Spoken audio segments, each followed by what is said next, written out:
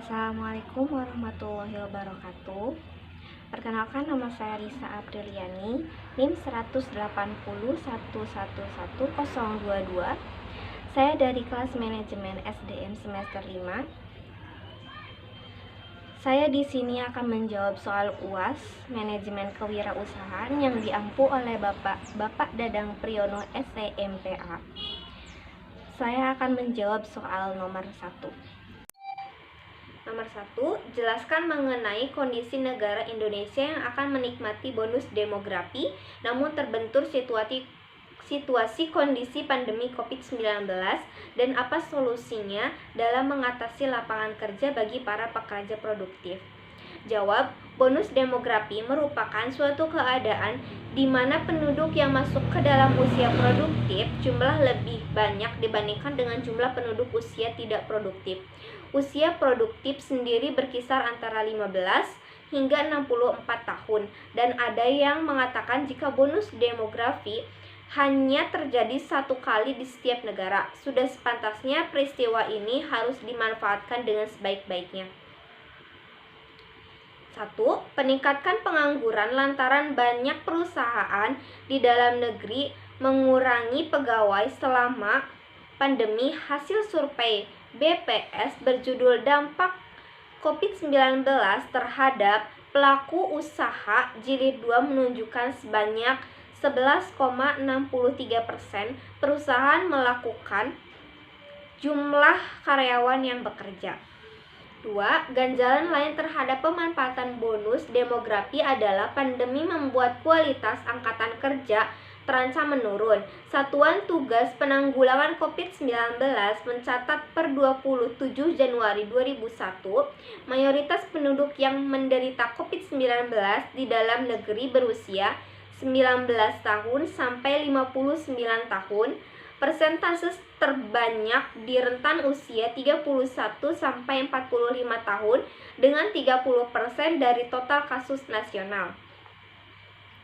Ketiga, pandemi juga membuat kualitas pendidikan anak terganggu, padahal mereka adalah bagian dari stok bonus demografi yang menurun. Analisis statistika sosial.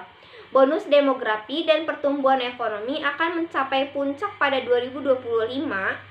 Pendidikan sangat penting bagi kualitas mereka sebagai angkatan kerja di masa depan.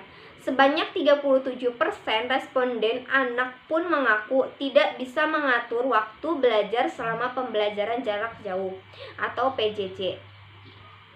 Sementara 30% anak mengaku kesulitan memahami pelajaran dan 21% mengaku tidak memahami instruksi guru. Tanpa pendidikan tinggi, mereka berpeluang berakhir hanya sebagai buruh murah. BPS mencatat pada Agustus 2019, semakin tinggi jenjang pendidikan, maka semakin tinggi rata-rata upah yang diterima pekerja. Rata-rata upah pekerja lulusan universitas sekitar 4,4 juta. Sebaliknya, tamat SD hanya 1,8 juta. Upah murah akan membuat mereka sulit keluar dari kemiskinan. Anak pun tidak mendapatkan kesehatan yang baik sehingga selama pandemi semakin banyak anak beresiko mengalami malnutrisi akut dan kronis. Hal ini lantaran seperti dalam survei Wahana PC Indonesia, 19% rumah tangga tidak memiliki jaminan kesehatan dan 54% lainnya tidak mengakses layanan kesehatan ibu dan anak. Apa solusinya dalam mengatasi lapangan kerja bagi para pekerja produktif? Indonesia masih memiliki peluang memperbaiki kondisi buruk akibat pandemi dan memanfaatkan bonus demografi dengan baik. Caranya dengan memperbaiki kualitas pendidikan, kesehatan, dan memberikan akses pekerja layak seperti saran United Nations Population Fund atau UNFPA. Korea Selatan bisa menjadi contoh baik untuk hal itu. Menkominfo dalam laporan berjudul Siapa Mau Bonus? Peluang Demografi Indonesia menyatakan Korea Selatan yang sempat terpuruk dalam kemiskinan akibat Perang Korea pada tahun 1950 sampai 1953 mampu bangkit dengan investasi besar di pendidikan, pembangunan sumber daya manusia, dan penelitian dan pengembangan.